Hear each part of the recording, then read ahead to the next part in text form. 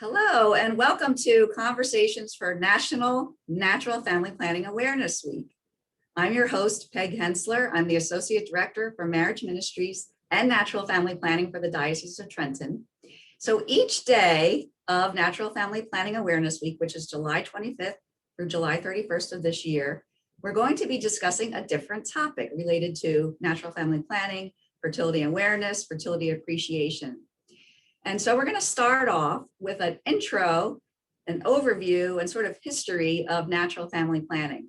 Each day we're going to have a different guest that will help us talk about that particular topic, who has a particular expertise in that topic. And so today I'm very excited to welcome my friend and co-worker, our Respect Life coordinator, Rachel Hendricks. So Rachel, can you come join us? Join me. Thanks, Peg. Thanks for having me a part of this special week.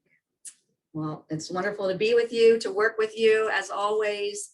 And so, Rachel, can you kind of explain a little bit about your job as Respect Life coordinator and how that might relate a little bit to natural family planning? Sure. Well, Respect Life Ministry is really founded on the principle that every human life is precious and was created by God.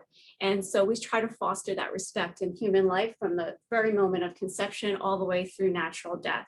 Many of our efforts are focused on the beginning of life issues, as they're often disregarded or not given that full awareness of the full dignity of human life at its very beginning. And so I have a particular interest in what you're doing now with natural family planning and fertility awareness, that we would draw attention to the importance and dignity of our sexuality and what impact that has on us as created male and female, but also in regard to what that marital union brings forth in new life. Absolutely, 100%. That sounds beautiful. So just to start us off, we're going to talk a little bit about what Natural Family Planning Awareness Week is. So this is to talk about the history of NFP. This initiative started in 2002. It is an initiative of the U.S. Catholic bishops, but each diocese celebrates and observes this a little bit differently. And so, but we kind of started doing this because we noticed that natural family planning just kind of had a little bit of a stigma to it. People didn't really understand what it was. People thought, in many cases back in the old days, people thought it was more like the rhythm method, the rhythm calendar method. Didn't understand that it was a scientific method. And so, but what this movement really is all about, the way it started was with Pope Paul VI back after the Second Vatican Council in 1968. He wrote this phenomenal document called Humanae Vitae that every Catholic must read because it's so short and so wonderful. And at that point, he affirmed 2,000 years of church teaching that the marital union is meant to be two things. It's meant to be both unitive and procreative.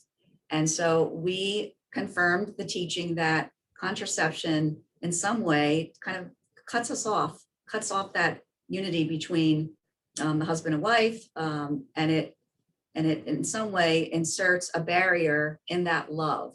And so Paul VI said, okay, so we're going to continue with this beautiful practice of natural family planning, but the medical community needs to step up.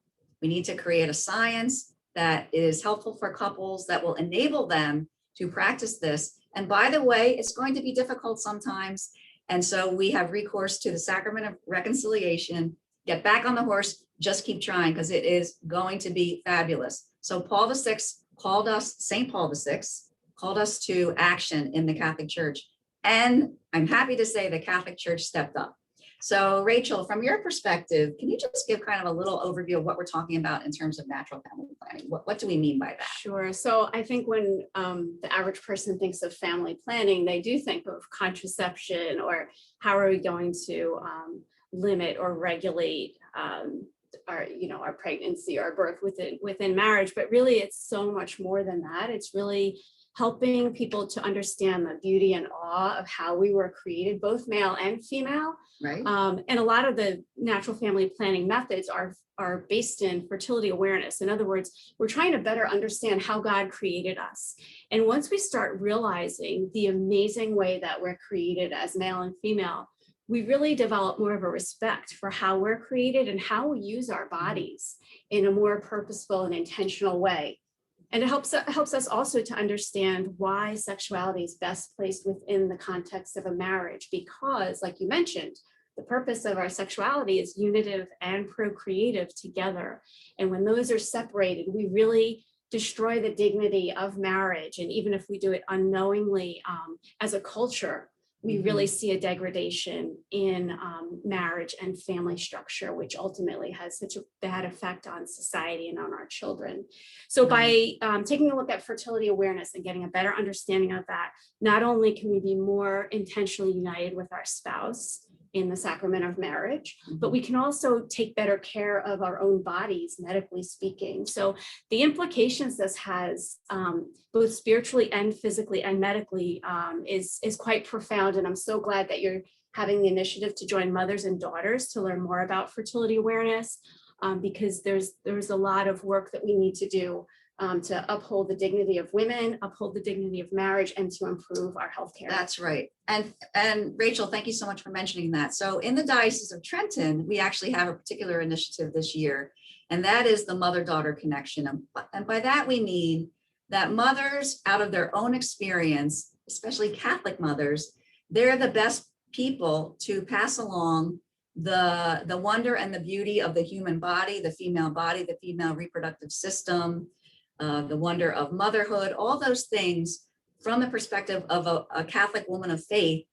There's no better person to pass that information along to their daughter and to continue to be that kind of mentor, that person, that wisdom source for women when they are new mothers, especially. And so there's a great emphasis this year on the mother-daughter connection. And Rachel is the mom of, you have two daughters, right? I have three daughters. 2 boys, 3 daughters. That's right. Rachel is mother of 5, which is wonderful. I have a daughter, and now I have a granddaughter and a grandson, but I also have 2 sons. So I certainly learned a lot from my mom. Unfortunately, my mom passed when I was 30 and pregnant with my second, but I still had the beauty of that relationship with my mom and learning, about the earliest things, the menstrual cycle, and then learning a little bit more from the Catholic perspective, which is such beautiful, beautiful teaching. And so at this point, though, I want to share a little bit about my story, and then Rachel, I'm going to ask you to share a little bit about your story. So when we were first married, we were a good Catholic couple, except that we were contracepting. And I learned a little bit about NFP in the beginning of marriage prep, but it just didn't stick with me. And I started using contraception and I knew there was something wrong. Now, looking back now, I realized that in our situation, I can speak for myself and say that our marriage was not as strong when we were contracepting. It just simply was not. Is that because the graces weren't flowing as they could be? I think so. I think that's what was happening. And so thank the Lord that we realized that in order to conceive, in order to kind of take control of our reproductive health and to be able to cooperate with God's beautiful plan, we needed to learn a method of natural family planning. So we did that, and we were able to, through prayer, through practice of NFP, through diligence, we were able to conceive our first son, and that was back in 1986. And so that's kind of our story. But over the years, we practiced natural family planning. I have shared that unfortunately there were times when we did not trust in God's plan. And again, I can tell you that those times were low times in our marriage. And so when we were able to completely trust in God's plan, to use this beautiful science, everything was miraculous. Our sexual relationship was miraculous. It was wonderful. And it just trusting in God, it gave us that amazing sense of peace. It did require dedication and commitment, but Rachel, it was just so worth it. And so that's our story. And we did have to, at times, ask for the Lord's help, because it wasn't always coming easy for us, but we knew in the end that it was the difficulty, the commitment, it's not a difficult thing to practice. It's really a wonderful thing to practice, but it's a discipline like anything else. And but anything that's worth it comes with a little bit of hard work. And so I think it's the greatest thing ever. But Rachel, from your perspective, can you share a little bit about your journey with natural family planning? Sure. So I really didn't know much about natural family planning when I was younger. Certainly, there was very little information when I was growing up about any natural family planning or fertility-based awareness programs out there. And so I, like many people even now and young teenagers, well, I wasn't a teenager then, in my 20s, was placed on the pill for irregular cycles. And I kind of always wondered, is there something wrong with me? Because I had very irregular cycles, but doctors didn't have any other alternative other than giving me a birth control pill. Right. So years later, or a few years later, as I met my husband and we planned to be married, we really were hoping to conceive right away. So, upon the doctor's advice, I came off the birth control pill more to try to regulate my cycles again, but they were never regular to begin with. And so we actually suffered 2 years of infertility. And I look back now and what I know now about natural family planning and the depth of the meaning it has to the dignity of marriage, but also the impact that knowledge about our fertility and some of the advances in science and medical treatments that are offered through fertility awareness, that there was something wrong with my body that was being masked with a birth control pill. And here I was newly married and hoping to conceive, and that wasn't happening. Right. So, we were able to conceive eventually. And then I was learning more about kind of in drips and drabs about fertility awareness, which helped me better understand what was happening in my body. And so that my husband and I could see what was happening in my cycles and in our relationship and what was right for our family, and discerning really the growth of our family as time went by. And in doing that, it had a profound effect on our relationship, but also on my physical health in a way that allowed us in our circumstance to achieve pregnancy several times. And although we had a couple of miscarriages, we have 5 children now who are ages 14 to 22. And, I really thank some of those educators that helped me better understand how my body was made in order to improve my marriage, but also to expand our family and allow us to be discerning parents and responsible in the decision to either grow our family at a certain point or to avoid pregnancy if there were certain difficulties happening in the context of our family that would have been, not a great decision for us to push through if we hadn't prayerfully discerned that. That's a beautiful way to describe the whole thing. And I haven't met all of your entire family, but I'm so looking forward to that. But I've certainly seen lots of pictures. And yes, the Hendrickses are an amazing Catholic family. And so I just kind of also wanted to talk, I guess, a little bit more about that mother-daughter connection. And you have your daughter who just graduated from college, and so it's exciting because we're going to be having some really amazing mother-daughter events coming up. And so we have something called the Wonder of Eve. That's going to be a webinar. That's going to be on, I think it's July 29th. We're going to have a webinar on that. And so, but later this week, we're going to have a couple different situations where we have mothers and daughters. We have a couple situations where we have moms of young daughters, and how important it is for moms to kind of introduce the science of natural family planning and the beauty of church teaching at a much earlier age. As you know, working closely with me and being out there in the field, a lot of couples, as you said, you didn't hear about natural family planning, and so many couples today don't know about natural family planning. But now the science has become so advanced and so amazing.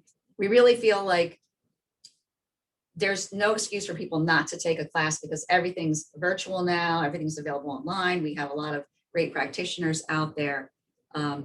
But it's so that's great. That's wonderful. But it's not so great that couples are just hearing about NFP for the first time in pre-Kina, because they're saying, wait a minute, I've never heard about this. Why not? So we have to do a much better job getting the word out there, equipping our moms to be the people that feel convicted and feel confident to share this information from the Catholic perspective.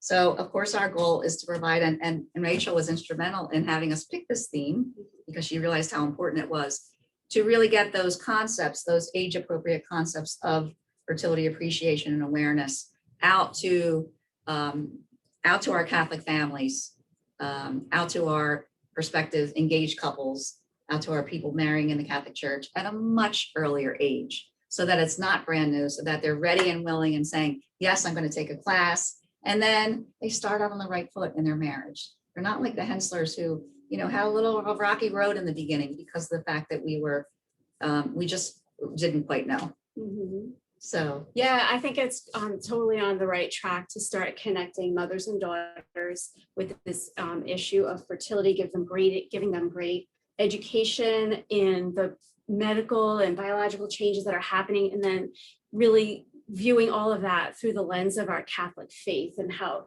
the beauty and awe in which we're created by God, and really making that spiritual connection to the changes that we're going through in puberty, so that it gives young women a head start on the knowledge of how we're created and how they need to respect their bodies and protect their bodies. that's right. In medical decisions and relationships, et cetera, because ultimately your body's a temple, and you're preparing your body along with your mind and your spirit for God's plan for you. Absolutely. So beautifully said. And Rachel, thank you so much for being here with me today and taking time out of your busy schedule to be part of our NFP Week conversation, and for all the wonderful work you do to promote the dignity of the human person from conception to natural death. Yeah. And natural family planning. There's so much great overlap, and it's wonderful to have a partner in this, in Rachel, by my side.